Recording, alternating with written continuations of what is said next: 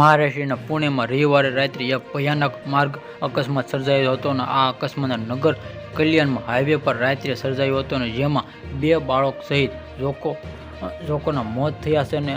મળતી માહિતી મુજબ એક પિકઅપમાં વાન તુર જિલ્લા નજીક આવેલા કલ્યાણ તરફથી પાડી હતી અને આ દરમિયાન પાછળની ટ્રકે તેને ટક્કરમાં આવી જેના કારણે પિકઅપમાં વાન પલટી મારી ગઈ હતી અને 8 લોકોના મોત થયા હતા. અને આ અંગેની જાણ થતાં પોલીસની ટીમ ઘટના સ્થળે દોડી આવી હતી અને સ્થાનિક લોકોની મદદથી લોકોને હોસ્પિટલ ખાતે ખસેડ્યા હતા. અને આ દુર્ઘટના બાદ તમામ મૃતદેહને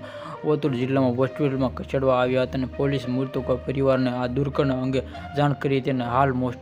પોસ્ટમોર્ટમ બાદ મૃતદેહ પરિવારને સોંપવામાં આવ્યો હતો અને પોલીસ પરિવાર સભ્યોને હોસ્પિટલ પહોંચે તે રાહ જોઈ રહી છે. અને જ્યારે આ અકસ્માત થયો ત્યારે મુખ્યમંત્રી એકનાથ